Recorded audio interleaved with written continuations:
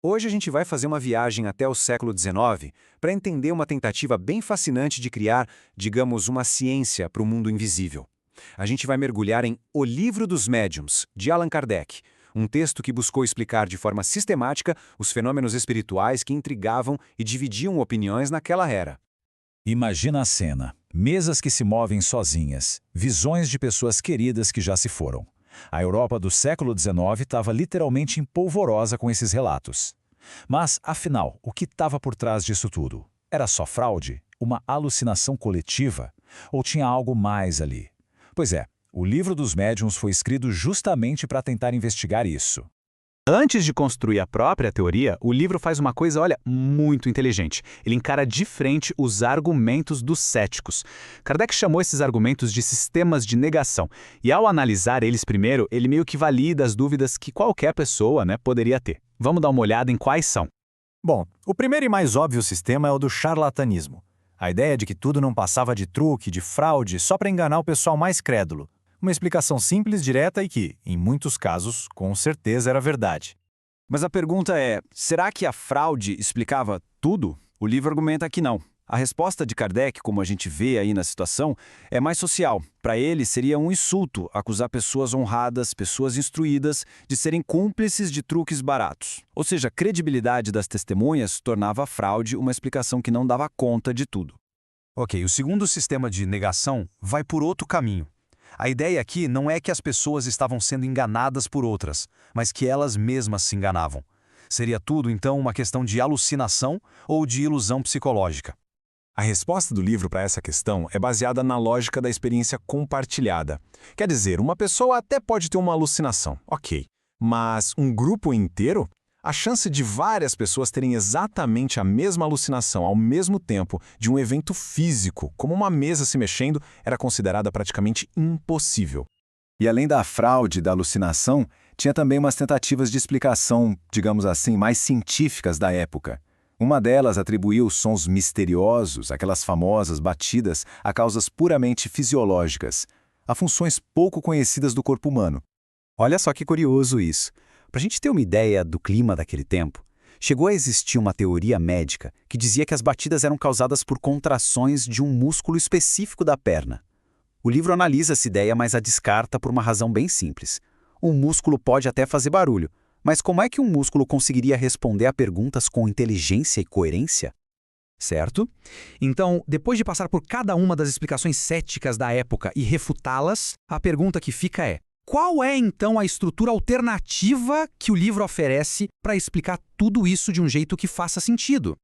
É exatamente aqui que a gente entra no coração da teoria do livro, a peça central que, segundo a obra, conecta e explica todos esses mistérios que pareciam não ter ligação nenhuma. E a chave para entender a teoria toda do livro se resume a uma palavra: perispírito. Dá para pensar nele como uma espécie de ponte, sabe? Um corpo que não é nem totalmente material, nem totalmente espiritual. Um corpo fluídico que conecta o espírito ao corpo físico. Segundo a obra, é através do perispírito que todas as manifestações se tornam possíveis.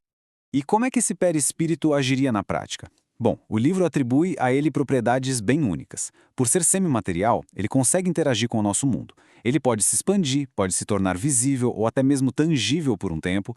E o mais importante de tudo, ele pode se combinar com a energia de uma pessoa viva, o médium, para conseguir mover objetos e se comunicar. Beleza, então com essa teoria em mente, vamos ver agora como o livro aplica esse conceito para explicar os diferentes tipos de fenômenos que o pessoal estava testemunhando na época. A obra faz uma distinção bem clara. De um lado, temos as manifestações físicas, barulhos, mesas que se movem. Aqui, o espírito estaria usando o perispírito para agir diretamente sobre a matéria. Do outro lado, as manifestações inteligentes, a escrita, as vozes. Nesse caso, o perispírito seria o veículo para comunicar um pensamento, uma vontade. Vamos pegar um exemplo bem complexo. Como um objeto poderia ser transportado através de paredes? O livro apresenta uma explicação bem detalhada que é atribuída a um espírito chamado Erasto. O processo teria 4 passos. Primeiro, o médium projeta a sua energia vital. Segundo, o espírito combina a sua própria energia a essa. Terceiro, essa fusão cria um tipo de campo de força que envolve o objeto e, por fim, esse campo tornaria o objeto invisível, permitindo que ele atravessasse a matéria. E tudo isso nos leva a uma peça-chave nesse quebra-cabeça. Um elemento que é, absolutamente indispensável para que qualquer um desses fenômenos aconteça: o papel do médium.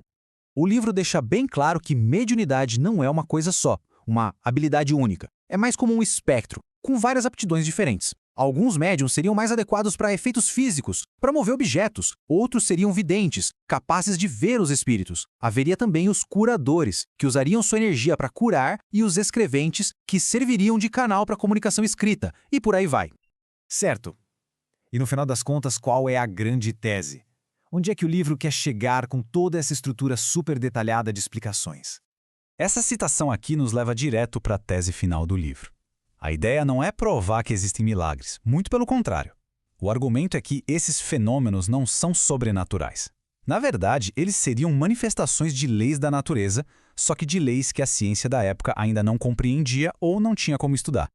E é isso que nos deixa com aquela pergunta final para a gente pensar, que é o coração da mensagem de O Livro dos Médiuns. E se aquilo que a gente chama de sobrenatural for só uma parte da natureza que a gente ainda não descobriu como funciona? Uma provocação que ecoa desde o século XIX e que continua relevante até hoje.